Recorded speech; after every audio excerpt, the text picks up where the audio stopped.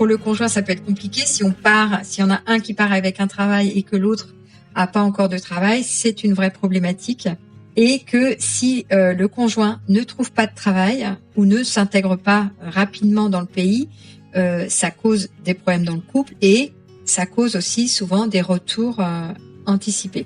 Cette problématique du conjoint est vraiment réelle. C'est-à-dire qu'il y a 80% des décisions d'expatriation sont prises avec le conjoint. Et il y a en fait énormément d'expatriations refusées. Nous, on le voit pas, ça reste derrière du choix du conjoint, qui ne souhaite pas partir parce qu'il veut pas quitter son boulot, parce que voilà. Et ça existait pas il y a 30 ans, 40 ans, 50 ans. Hein. Le conjoint, il avait aucun problème, il partait. Et ce n'est pas que français. Donc c'est très intéressant de voir cette évolution de l'expatriation. Ça veut dire que ça s'équilibre un peu plus et c'est quand même positif.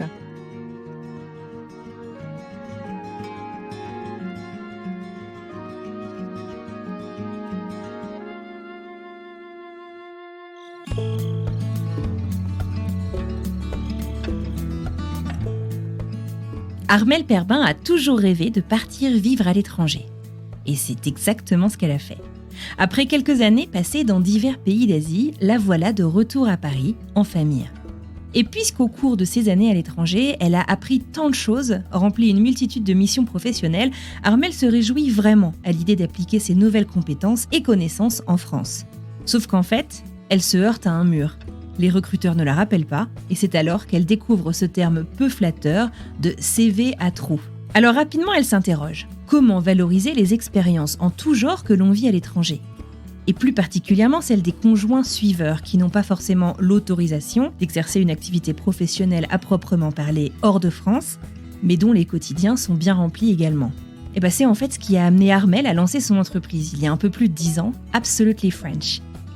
Alors aujourd'hui, je vous présente Armelle, et je vais la laisser vous raconter sa réinvention lors de son retour en France, ainsi que vous expliquer comment elle accompagne les conjoints d'expats, ses conjoints à elle, comme elle aime les appeler, dans leur intégration et pour développer leur réseau, une des clés de la valorisation de leurs compétences.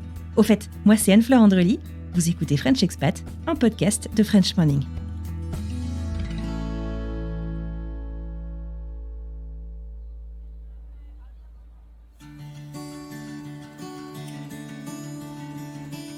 J'ai 5 enfants.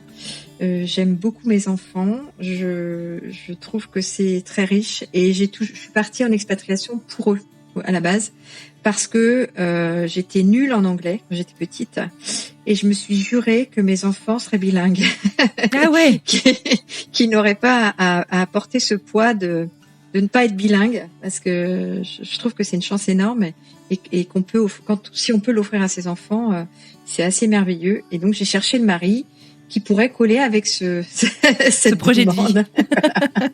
Et je l'ai trouvé, j'ai eu une chance incroyable et voilà, et on est parti. Et donc mes enfants sont pas tous bilingues parce que j'ai une petite qui a 2 ans, donc elle l'est pas encore. Qui est née en France. Qui est née en France, voilà, mais voilà, les autres se débrouillent plutôt bien dans certaines langues. J'ai été conjointe d'expatriés dans 7 pays différents. J'ai suivi mon mari. Ça a été des expériences très riches. Mais quand je suis rentrée d'Inde il y a une dizaine d'années maintenant, j'ai eu beaucoup de mal à trouver du travail parce que j'ai un CV à trous comme beaucoup de conjoints d'expatriés. J'ai fait des choses très variées, très différentes et les entreprises ici en France trouvaient pas ça très intéressant. Ce qui m'a beaucoup choquée, je trouvais que j'avais plutôt un CV intéressant. Et ça m'a un peu ouvert les yeux en me disant mince, bon, visiblement je colle pas avec plein de cases en France. Et je me suis dit qu'il fallait aider cette population de conjoints d'expatriés à comprendre un petit peu tout ce qui pouvait se passer quand on était à l'étranger et comment on pouvait optimiser ce temps. Moi, on m'avait jamais montré ça et donc j'ai créé une société qui répond à ce besoin-là. Donc à développer des compétences, prendre en compte que ce temps, il est compté. Et cette problématique de comment on développe ses compétences, comment on rend son expérience d'expatriation intéressante sur le marché du travail. Et donc j'ai réfléchi à comment faire ça le mieux possible. Et pour moi, c'était le premier outil pour bien s'intégrer dans un pays, c'est la langue.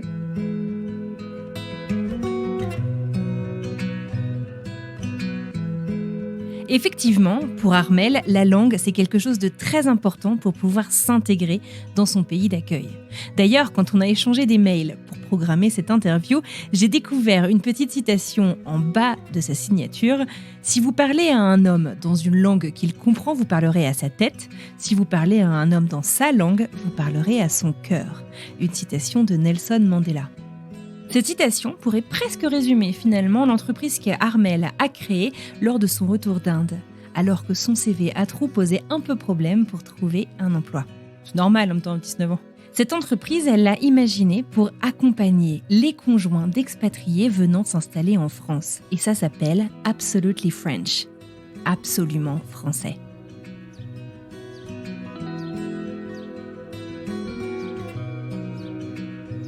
Pour moi, la langue est une ouverture vers la culture de l'autre. Et donc, plus on parle de langue, plus on connaît de cultures différentes.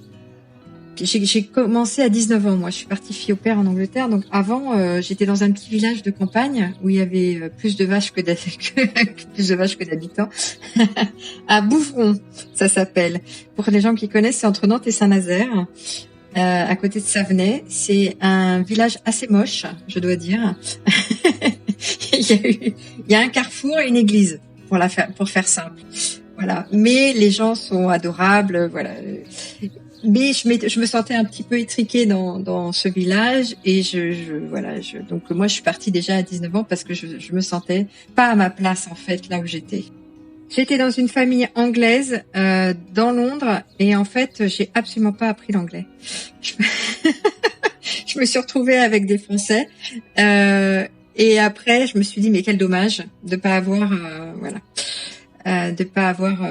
optimisé ce temps-là, mais j'étais trop jeune, j'avais envie de faire la fête, de rencontrer des gens. Après, j'ai travaillé en hôtellerie-restauration pendant 6 ou 7 ans, dans les restaurants gastronomiques. C'est un métier que j'ai adoré parce qu'on rentre en scène un peu. Pour moi, c'était un peu comme du théâtre. Tu rentres sur une scène et tu as un autre rôle. Tu es là pour servir les gens, les accompagner et tout ça. Ça m'a énormément servi pour mon travail actuel. Je trouve que c'est un très très beau travail pour les valeurs d'accompagnement, de service. Qui servent après toute ta vie en fait. Donc je trouve que c'est une bonne école de la vie. Et tu faisais quoi dans ces restaurants ? J'étais chef de rang. Je m'occupais de la salle en général du restaurant, donc avec d'autres serveurs et oui. Voilà. Donc c'est des restaurants gastronomiques, donc c'est les services à la cloche. Il y a tout un cérémonial, mais qui est hyper sympa parce que moi ça m'a permis de découvrir toutes sortes de gens en fait. Il y a des gens qui se payent ce restaurant parce qu'ils ont mis 3 ans de côté de l'argent pour s'offrir ce repas en amoureux, voilà. Et puis il y en a qui vont tous les jours. Donc on a une variété de personnes assez intéressantes dans ce métier-là. Et ça permet d'être adaptable aussi à toutes les catégories de personnes petit à petit. Donc c'est un beau métier en tout cas. Et puis après, il y a eu le premier contrat de mon mari et on est parti en Chine et ça a été le début des expatriations. Voilà. Et j'ai appris le chinois. Je suis rentrée je me suis retrouvée professeure pour la première fois en Chine. Expérience assez incroyable donc à l'époque j'avais 25 ans. Je me suis retrouvée devant une classe de 100 Chinois qui étaient en master. Je leur enseignais l'anglais alors que j'étais moins bonne qu'eux en anglais. C'était assez challenging. J'ai énormément C'est une belle appris. revanche, toi qui cherchais justement à apprendre l'anglais, qui était complexé par ça. J'ai bien appris l'anglais avec eux. Ouais. J'ai été obligée puisque ils étaient meilleurs que moi, donc je travaillais énormément sur mes cours pour préparer, etc. Et puis il y avait des gens au premier rang qui étaient qui parlaient comme la BBC, hein. Donc j'ai appris à me servir d'eux et à ce que ce soit eux presque qui fassent le cours à ma place. Donc j'ai appris des techniques de professeurs très intéressantes qui me servent encore aujourd'hui en fait. Hein. Puis du coup on faisait des jeux, je les sortais dehors, on allait voir la nature ensemble. Enfin, j'ai trouvé d'autres biais pour les intéresser au cours et c'était très intéressant. Donc voilà, c'était la Chine et puis après on a eu la Malaisie, le Vietnam, l'Inde et je me suis retrouvée un petit peu prof de FLE à chaque fois. De FLE, donc de français pour les personnes qui ne sont pas natives françaises, quoi. Oui. Et alors ça t'a plu ces expériences ? Oui, moi j'ai adoré. J'ai adoré pouvoir faire des expériences différentes dans des pays différents. Et ça permettait, donc en Inde notamment, j'avais des collègues donc qui étaient indiennes, donc on se sent très proche, on partage vraiment des choses très intéressantes quand on travaille avec des collègues qui sont du pays et de la culture, et c'est très très riche. Et puis j'ai eu des âges de tout petit de 6 ans à des adultes, hein, donc j'ai pu tester plein de choses très intéressantes sur les modes d'apprentissage. Et j'ai finalement passé un diplôme après en Inde parce que je me suis dit, si je repars, ce métier est quand même transférable partout. J'ai aussi découvert, de par ces expatriations, qu'il y a beaucoup de pays où les conjoints d'expatriés n'ont pas le droit de travailler. Et donc moi, en tant que conjointe, je signais un papier en fait avant de partir qui disait je m'engage à ne pas travailler, ce qui est quand même assez incroyable. Alors bon, oui. Et encore pour le Mozambique, donc on est rentré il y a 2 ans du Mozambique, on a passé 2 ans au Mozambique. Eh bien, je ne pouvais pas travailler, j'avais pas le droit, j'avais pas le. Donc il faut savoir que il y a quand même beaucoup de pays où le conjoint d'expatrié n'a pas le droit de travailler. Et il y a une association très bien qui s'appelle Permits Foundation pour pour les expatriés qui veulent aller voir avant de partir comment ça se passe. Regardez sur Permits Foundation, il y a la liste de tous les pays. Ceux qui sont en rouge, c'est ceux qui n'autorisent pas le conjoint à travailler. Et voilà, vous avez les étapes orange où c'est en cours, où il y a certaines situations où on peut, et vert où on peut vraiment travailler dans les pays. Et c'est bien de le savoir avant de partir, ça peut aider.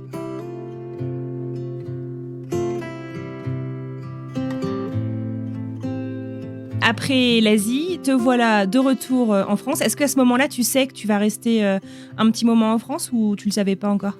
C'était négocié avec mon mari. Après, quand on a fait plusieurs pays comme ça à la suite, j'avais un diplôme. Donc, parce qu'en rentrant de Chine, j'ai passé un master 2 en commerce international que j'ai jamais pu utiliser en fait, parce que je suis repartie directement au Vietnam, Malaisie, Inde. Et du coup, je voulais vraiment me servir de ce diplôme et avoir un travail qui m'intéresse, etc. Je voulais plus être prof de FLE. J'avais envie d'autre chose, de voir autre chose. Donc voilà, je suis arrivée d'Inde et je me suis dit bon, je vais aller avec mon petit diplôme frapper aux portes. Bon, le petit diplôme n'a pas suffi. Et du coup, je me suis dit qu'est-ce que je fais ? Ma seule expérience que j'avais, donc c'était professeur de FLE. Mais alors en France, si tu n'as pas un master 2 en FLE, bon, t'es payé vraiment pas beaucoup. Je voulais pas non plus dévaloriser ce que j'avais appris, etc. Donc, la seule expérience que j'ai valable en France, c'est l'hôtellerie-restauration. Donc, j'y suis retournée. J'ai postulé et j'ai tenu 3 jours. À cette époque-là, j'avais 4 enfants mais en fait, j'avais quand même cette idée que c'était merveilleux, que tout ça. Donc, et ce qui est vrai, hein, j'y suis retournée, c'est vrai. Mais là où j'y suis retournée, il y avait un patron, et je me suis dit, non, je peux pas, en fait, je vais pas pouvoir avoir des gens qui me donnent des ordres enfin, je me sentais pas du tout à ma place, ça correspondait pas. Donc, je pense que l'expatriation, c'est aussi qu'on découvre plein d'autres choses qu'on sait faire et on n'a plus envie Oui, pas forcément reprendre la vie d'avant, quoi, parce qu'on a changé nous aussi, en fait. Exactement. Mais il faut cheminer, quoi. Donc voilà, il y a eu ce cheminement. Tu peux me parler justement de ce cheminement ? Comment est-ce que tu en es arrivé à ces conclusions ? J'imagine que c'est pas une prise de conscience super facile quand tu penses que tu retournes à quelque chose que tu connais. Non, c'est très long parce que déjà, j'ai cherché un boulot là-dedans, j'ai eu des entretiens, etc. Après, j'ai été prise, j'ai commencé, voilà. Et c'est en travaillant que je me suis dit, bon, ça va pas. Et il y a aussi le cheminement de, qu'est-ce que je vais faire ? Là, ça va pas, mais qu'est-ce que je peux faire ? Et en fait, moi, j'ai pris une feuille et je me suis écrit dessus qu'est-ce que j'aimais faire, quelles étaient mes contraintes. Donc, je ne veux pas travailler le week-end, je ne veux pas travailler le soir, etc. J'ai vraiment fait toute une grande carte comme ça. Et de là est né Absolutely French, en fait. C'est vrai ? Parce que dans ma tête, j'avais comment je peux aider les conjoints d'expatriés et comment je vais. Et donc, j'aimais faire la cuisine, j'aimais Paris, j'aimais les promenades. C'est vraiment, mais typiquement, tout Absolutely French, c'est moi, en fait. C'est assez étonnant à la base parce que je me suis dit, ça marchera pas. Et en fait, en construisant petit à petit, tu te rends compte qu'il y a des choses. Si toi ça te plaît aussi à d'autres. Enfin bon. Et il y avait les jeux. les jeux, le théâtre, etc. Donc voilà, et il y avait les rencontres, bien sûr, et voilà. Et c'est comme ça que petit à petit, j'ai construit ma méthode d'enseignement du français très spécifique aux conjoints d'expatriés pour les intégrer ici. Mais le cheminement a pris très longtemps. Hein. Déjà, il faut prendre confiance en soi, se dire qu'on va être capable. Donc, j'ai été accompagnée. Je suis rentrée dans des groupes de femmes qui montent des projets entrepreneuriales. Et puis, j'ai été accompagnée. Et puis, voilà, parce que mon projet de base n'est pas du tout celui qu'il est à l'heure actuelle. Il a beaucoup changé, évolué, grandi. Avec toi, quoi. Ouais, voilà.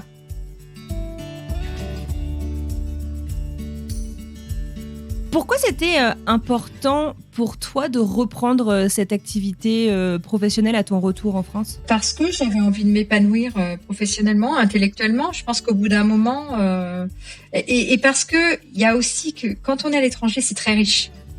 On découvre plein de choses, on rencontre plein de gens, il y a une richesse. En fait, intellectuellement, c'est hyper intéressant. Et puis surtout quand tu changes de pays tout le temps, en fait, t'es stimulé tout le temps, en fait. Et là, tu rentres et tu te dis, bon, il va plus y avoir de stimulation. Hein. Donc, il va en falloir trouver d'autres. Ouais. Et pour moi, la stimulation, c'était forcément d'aller trouver du travail. En fait, en recherche de cette petite étincelle qui t'animait à l'étranger et l'entrepreneuriat, je veux dire, si on parle d'aventure et de découverte, j'imagine qu'on est en plein dedans. Exactement. Et finalement, c'est la naissance de l'entreprise d'Armelle, Absolutely French, absolument français. Avec cette entreprise, Armelle ambitionne d'aider, de soutenir et de permettre aux conjoints d'expatriés venant du monde entier de s'intégrer en France, dans leur pays d'expatriation. Alors, au début, Absolutely French, il était dans ma maison, à Villeneuve-Saint-Georges, donc en dehors de Paris. Ce qui était une grosse erreur, hein, parce que les expatriés ont peur de sortir de Paris. Quand ils arrivent, c'est un vrai frein d'aller vers l'extérieur. Bon, j'ai quand même réussi à faire venir des gens. On a commencé comme ça des cours à la maison, dans ma cuisine, etc. Et d'ailleurs, j'ai gardé des très bons contacts avec ces gens-là parce que c'était les premiers. Ouais. Donc c'était très riche pour moi, en tout cas. Donc il y a eu cette erreur de début de démarrage un peu, et puis j'ai voulu au démarrage vendre mon service directement aux expats, ce qui était aussi une grosse erreur puisque en fait les expatriés n'étaient pas prêts à payer ce service-là. En fait, nous, comme on était plus qu'une école de français, on est vraiment pour moi un centre d'intégration. Eh bien, on fait pas des cours à 10 € de l'heure. Parce qu'évidemment, il y a tout autour, il y a la communauté, on organise des soirées, etc. Et les expats, ils veulent pas payer pour un service un peu plus cher. Puis ils se rendent pas forcément compte, même en fait, du besoin avant d'être un peu dans la douleur de l'arrivée aussi, peut-être. Moi, il m'a fallu quand même 3 expats et dont un plantage pour me rendre compte que ne pas apprendre la langue était une grosse erreur. Mais il faut avoir cheminé, il faut avoir et puis ça dépend tellement des pays. En fait, il y a des pays où on peut ne pas apprendre la langue, il va y avoir une communauté assez forte, on va trouver du travail facilement, enfin voilà. Mais si vous venez à Paris c'est une ville compliquée pour les expatriés parce que les Parisiens sont très occupés, ils restent ensemble, voilà. Et si on parle pas français, on trouve pas de travail.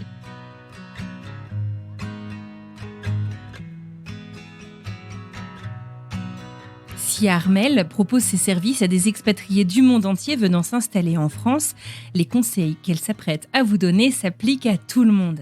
Armelle vous livre quelques petits conseils pour vous intégrer et vous sentir chez vous, à l'étranger.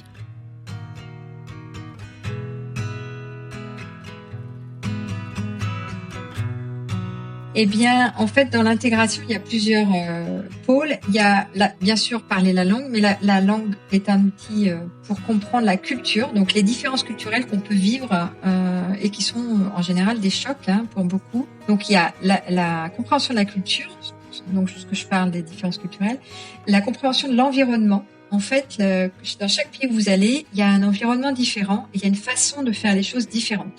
Donc, nous, c'est pour ça qu'il y a des jeux de pistes. C'est bien sûr pour visiter Paris, avoir le côté sympa, beau, tout ça.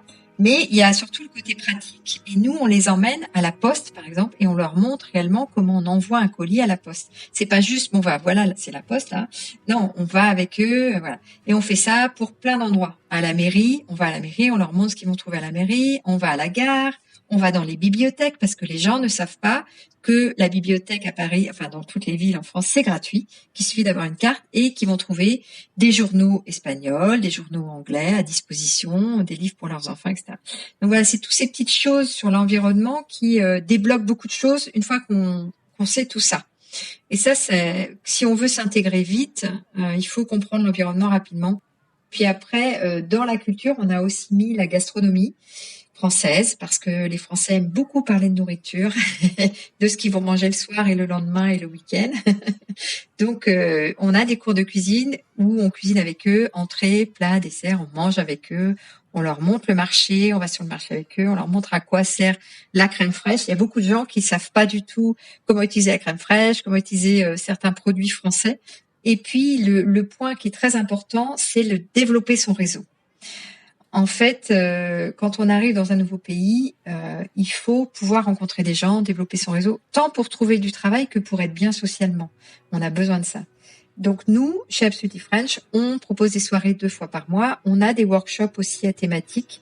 Les membres de la communauté proposent eux-mêmes des workshops. Et c'est vraiment aussi pour les faire monter en compétences aussi. Ils vont animer un atelier, donc ça va leur donner confiance en eux. Donc voilà, c'est tout à fait bénéfique.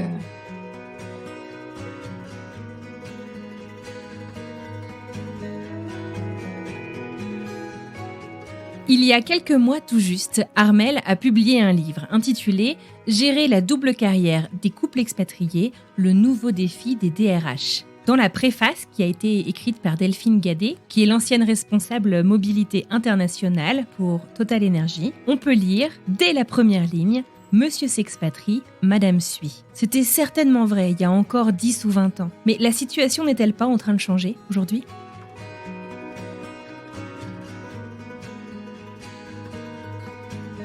Oui, alors, moi, quand j'ai commencé il y a 10 ans, j'avais 0 homme. Et maintenant, on est à 27%. Donc, en 10 ans, c'est assez incroyable, l'évolution. Et ce qu'on a remarqué, donc, il y a cette évolution-là. Il y a aussi l'évolution des personnes gays.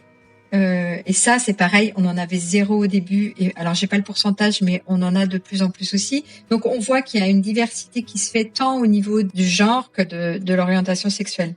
Je pense que c'est dû aux sociétés qui ont décidé de favoriser la diversité et l'inclusion. Tu travailles aussi avec les DRH et du coup, ça t'a amené à écrire ce livre, « Gérer la double carrière des couples expatriés, le nouveau défi des DRH ». Alors, comment est-ce que ça se faisait avant ? Comment est-ce que ça évolue ? Et comment est-ce que tu travailles avec les DRH, justement ? Les gens qui écoutent le podcast savent qu'en étant expatrié, voilà, pour le conjoint, ça peut être compliqué. S'il y en a un qui part avec un travail et que l'autre a pas encore de travail, c'est une vraie problématique. Et que si le conjoint ne trouve pas de travail ou ne s'intègre pas rapidement dans le pays, ça cause des problèmes dans le couple et ça cause aussi souvent des retours anticipés.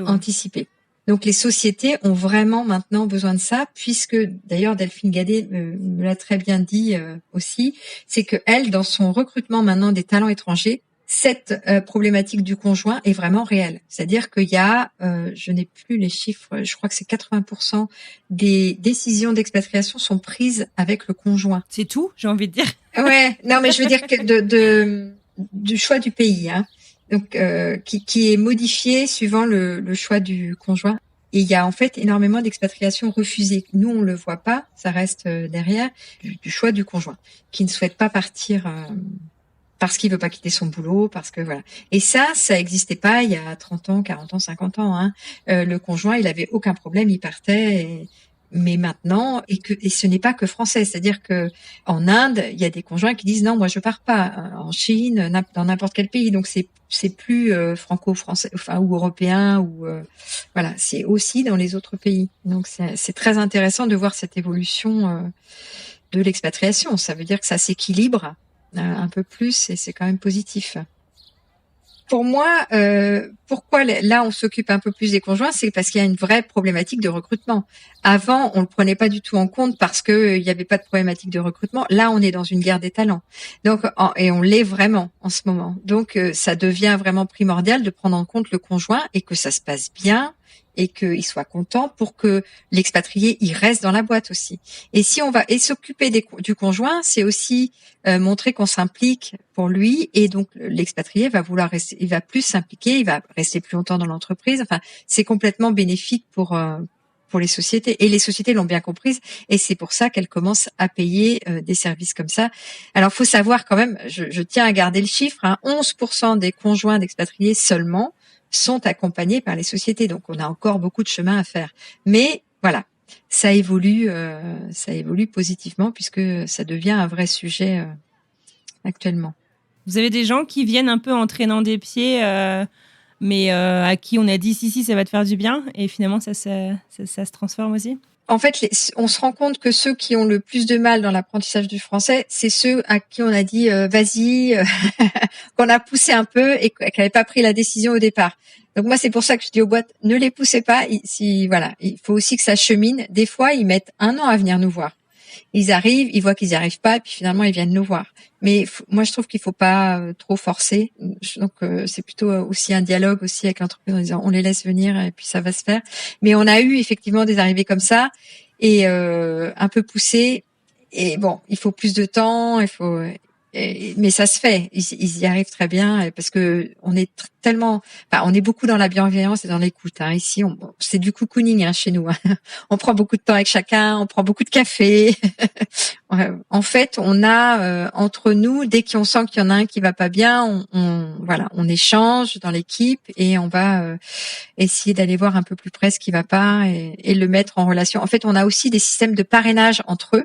Donc, les anciens parrainent les nouveaux qui arrivent. Et on prête une attention particulière aux premières expatriations parce que c'est ceux qui sont le plus en demande au démarrage. Les 2-3 premiers mois sont un peu cruciaux. Il faut pas que ça se rate là-dessus. Voilà. Donc on fait très attention à eux.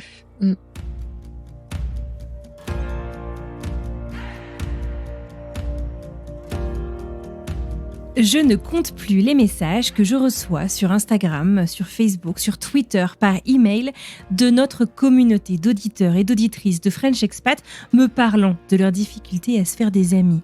Se faire un réseau, c'est bien, mais se faire des amis, des amitiés durables, des gens sur qui on peut compter et qui peuvent compter sur nous en retour. C'est pas si facile en fait à l'étranger. Moi, je dis toujours à mes conjoints, créez des habitudes. Créez-vous des habitudes. Allez toujours dans le même bar à la même heure, par exemple, et vous allez finir par rencontrer les gens qui sont au bar à la même heure que vous, et à force, vous allez commencer par leur dire bonjour, puis après, ça va aller un peu plus loin et un peu plus loin. Et ça, c'est bien sûr, les bars à Paris, pour ça, c'est formidable, mais il y a aussi aller faire du sport, aller faire du bénévolat, aller rencontrer des gens, sortez un peu de votre zone de confort, mais essayez de le faire régulièrement. C'est pas je vais une fois faire du sport et je vais rencontrer quelqu'un. Ça va être y aller toujours un peu à la même heure pour rencontrer des gens et faites un truc aussi que vous aimez. Donc allez chercher. Là par exemple, on a Esteban qui est arrivé d'Argentine et lui, il adore la pêche. Et donc, nous, on s'est empressé de chercher dans notre communauté qui aime la pêche et on les a mis ensemble. Mais par exemple, s'il a pas ça, eh bien, allez sur Meetup, par exemple, regardez les groupes de pêche et puis allez se mettre dans une activité qu'on aime. Déjà, ça facilite beaucoup puisqu'on va pouvoir discuter avec des gens qui aiment la même chose et ça crée des liens beaucoup plus vite. Mais je trouve que faire des choses ensemble, on crée beaucoup plus facilement des liens. Donc, ça peut être une activité spécifique, mais ça peut aussi être du bénévolat. Moi, je trouve que le bénévolat pour créer des liens, c'est incroyable. Donc, et je dis ça en ayant fait pendant longtemps et ça m'a beaucoup développé mon réseau. Quand je suis rentrée d'Inde, j'ai fait du bénévolat pendant 7 ans pour une association qui s'appelle PWN, Professional Women Network. Et j'ai développé mon réseau comme ça et mes premiers clients sont arrivés de PWN. Alors que je m'attendais, c'était pas du tout le but et moi, c'était plutôt pour rencontrer des gens, développer mes compétences, etc. Mais je trouve que c'est quand même des choses où on construit des choses ensemble, on a un objectif ensemble, donc forcément on crée des liens assez forts, quoi.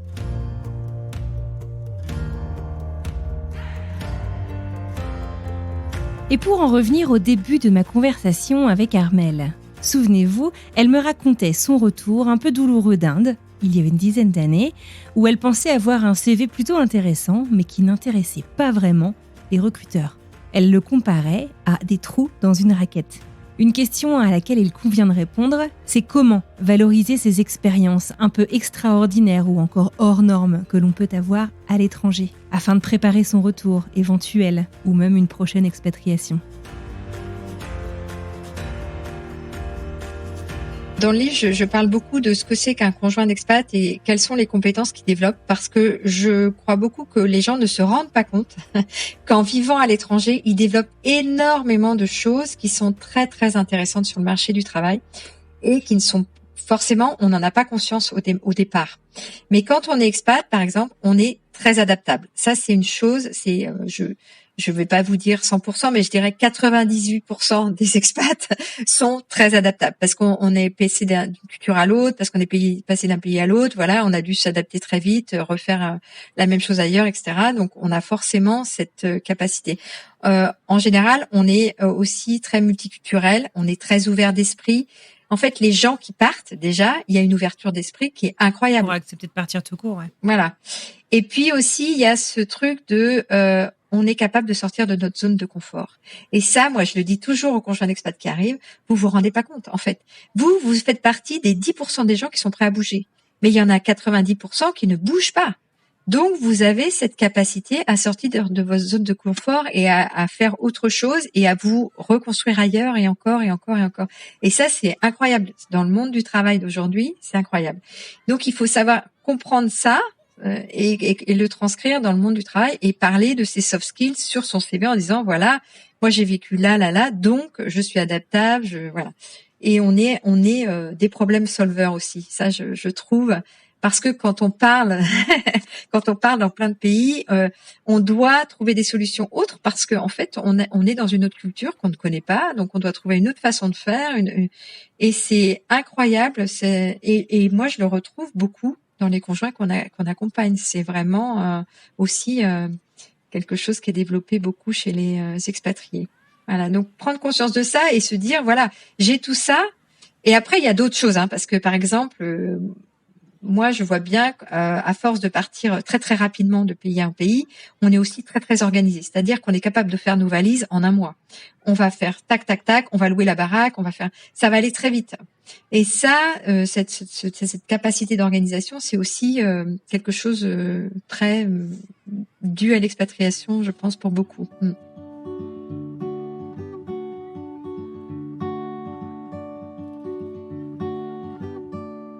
Aujourd'hui, Armelle est une entrepreneure épanouie.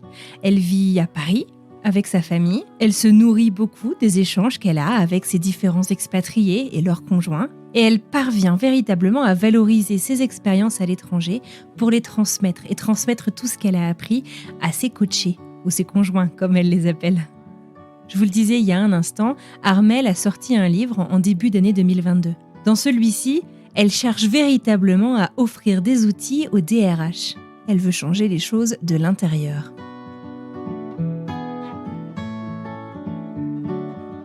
Pourquoi j'ai fait ce livre ? En fait, j'avais un besoin viscéral. En fait, c'était vraiment un truc, il fallait que je le fasse. Je vois mes conjoints d'expat qu'on accompagne et je me disais, mais c'est pas possible que les boîtes aient pas conscience de l'impact d'accompagner la double carrière dans l'expatriation et les résultats que ça va avoir pour leur entreprise. Et je me disais, il y a des choses tellement simples à faire. Il n'y a pas besoin forcément de prendre Absolutely French. Ils peuvent faire des choses autres et beaucoup plus faciles. Voilà, s'ils ont décidé de pas mettre le budget, ils peuvent faire autre chose. Et pour moi, c'était très important que de leur donner des clés faciles pour mettre en place quelque chose, même minime, au sein de leur société pour aider les conjoints et favoriser cette double carrière. Parce que voilà, c'est quelque chose qui me tient profondément à cœur et je voulais que ça infuse un peu partout et pas que aux clients qu'on accompagne, parce que nous, les clients qu'on accompagne, ils sont déjà sensibles à ce sujet.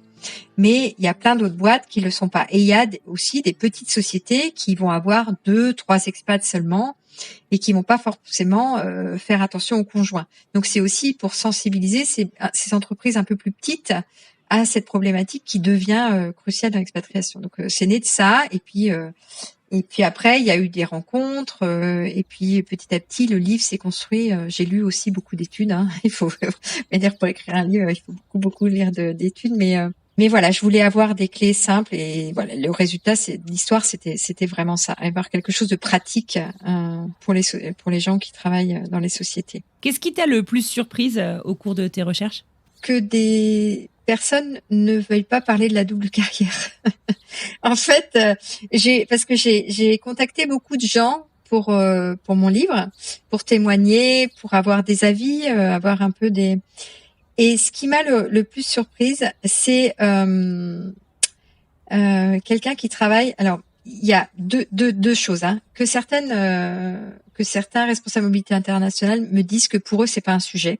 Et puis il y a eu aussi quelque chose que j'ai vraiment découvert avec le livre. Donc j'ai interviewé quelqu'un, donc je peux pas citer parce qu'il n'a pas voulu que je donne le nom de la société, mais qui est responsable mobilité internationale à l'étranger, en Asie, pour une société asiatique.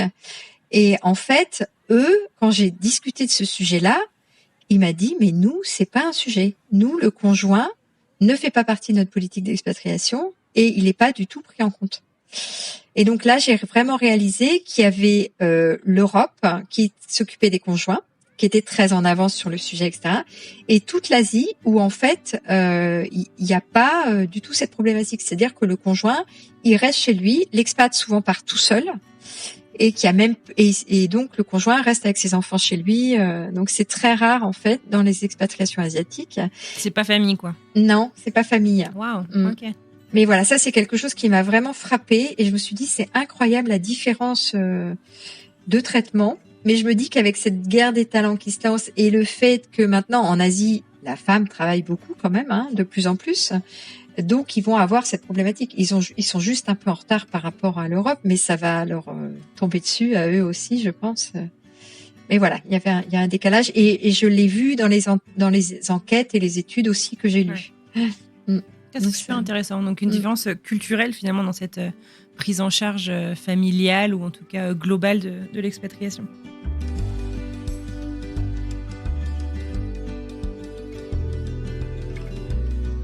Vers quoi est-ce qu'on s'oriente ? Du coup, tu nous parles de cette guerre de talents, du coup, où les entreprises doivent être encore plus compétitives pour attirer et surtout garder ces talents. Et c'est aussi vrai avec l'expatriation ?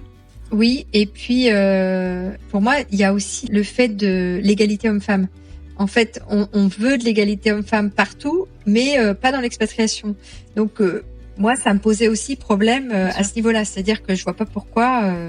Voilà, parce qu'on est quand même on est à 80%, on va dire, encore de conjointes femmes. Pourquoi il y aurait pas d'égalité ? Ouais. Pourquoi il y aurait pas d'égalité non plus à ce sujet-là ? C'est tellement important.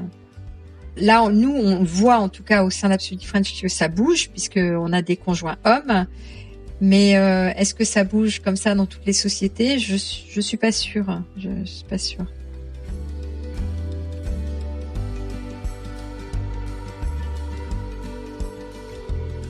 Est-ce qu'il y a un conseil que tu aurais aimé qu'on te donne, peut-être avant de partir la première fois, ou la deuxième, du coup, après l'Angleterre ? Moi, j'aurais aimé qu'on me dise, attention, ça passe très vite. Mets-toi tout de suite à faire quelque chose. Mets-toi au travail tout de suite et réfléchis tout de suite à ton retour. Moi, c'est quelque chose que je dis beaucoup à mes conjoints. Je leur dis, là, vous rendez pas compte, mais 3 ans, c'est comme ça. Ça file à toute vitesse. Donc, j'aurais voulu qu'on me dise, pense à ton retour, pense à ta vision de ce que tu veux être dans 10 ans. Et fais en sorte que ton expatriation te serve pour arriver à cet objectif. Parce qu'en fait, on est tellement dans le rush, dans les enfants, dans le déménagement, qu'on pense pas. Enfin, nous, surtout les conjoints, hein, mais même les expatriés, hein, on est pris dans un mouvement, et que c'est bien de réfléchir un peu, de se poser, de se dire qu'est-ce que je vais faire, où je veux aller, quel est mon chemin et comment je peux y arriver. Et pas hésiter à faire des formations. Moi, je trouve que là, j'en ai une, elle est incroyable. Elle est d'Angola.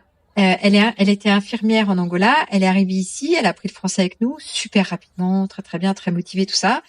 Et elle nous a dit, mais moi, là, je veux faire une formation. Je dis, bah, très bien, regarde et tout. Et elle cherche en France, elle trouve pas ce qu'elle veut. Elle en a trouvé une au Portugal. Du coup, elle fait une formation en ligne avec le Portugal, parce que c'est portugais comme sa langue, comme l'Angola. Et elle y va de temps en temps pour faire les jours où elle a besoin. Et je me dis, mais elle a tout compris à l'expatriation, en fait. Elle va revenir, elle aura un diplôme supplémentaire de ce qu'elle a voulu faire, mais qu'elle n'avait pas le temps de faire avant. Enfin, voilà, et je pense qu'elle va même pouvoir travailler en France avec ce diplôme, puisqu'il sera européen. Et ça lui ouvrira les portes aussi en France. Et elle est arrivée il y a même pas un an, hein. Donc incroyable. Il y a des gens qui vont très vite. Ouais. Et première expat.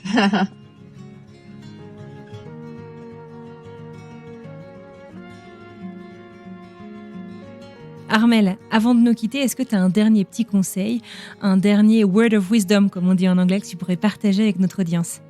Il faut pas oublier que chaque expatrié vit un choc culturel. Je pense que tu as sûrement dû en parler. Mais nous, on l'a vu il y a pas longtemps là. On en a un qui est vraiment en plein dans le choc culturel. Ça peut être violent. Ça peut être violent, mais il faut accepter aussi que ça descende. Qu'on passe par une phase qui descend et que ça arrive à tous les expatriés. Moi, je dis bien que ça soit conjoint ou expat, on le vit tous à un moment. Et moi, on me l'avait pas expliqué lors de mes premières expatriations. Je l'ai découvert il y a que 10 ans, hein. Donc, mais en fait, on descend des fois très très bas. Et en fait, c'est un cycle. Donc, on va descendre, mais on va remonter. Donc, faut rester assez positif et faut pas rester tout seul dans ces moments-là. Surtout ça, aller voir des gens, essayer de se faire sortir. accompagner ou voir du monde. Voilà. Armelle, je te dis un grand merci, c'était passionnant comme discussion.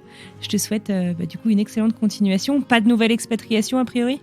On va attendre 1 ou 2 ans. Ah, quand même. Ouais, on est expat ou on ne l'est pas. Ouais, c'est ça. Je pense qu'après on a envie. On raccroche vraiment jamais. Ouais, je crois qu'on aime bien après repartir. Très bien. Eh ben écoute, on suivra ça avec beaucoup d'intérêt. Merci beaucoup Armelle. C'est moi, merci.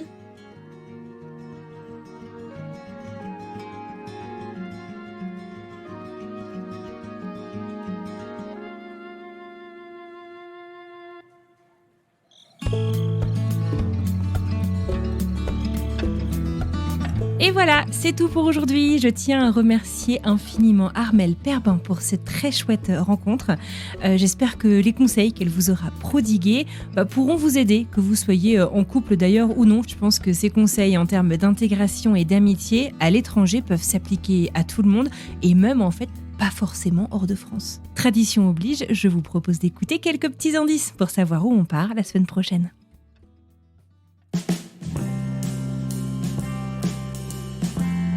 Bah oui, j'étais pas loin du burn-out, hein, clairement, je suis pas passée loin d'y laisser ma santé mentale, donc voilà, j'ai fait un reset et après je me suis réorganisée un peu en me disant allez, maintenant il faut que tu sois un peu plus, tu te fasses mettre des limites en fait. J'ai pas de limites, c'est ça le problème, c'est que j'ai pas de limites, je repousse toujours les limites, j'ai l'impression que je peux toujours faire plus et ça c'est pas bon, il faut se mettre des barrières parce que sinon en fait on se fait happer. Je savais même plus ce que c'était que de m'asseoir dans mon canapé et de rien faire.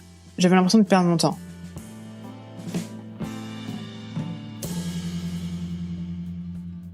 Il ne me reste plus qu'à vous souhaiter une très belle journée, une fantastique fin de semaine et je vous dis à mardi pour de nouvelles histoires.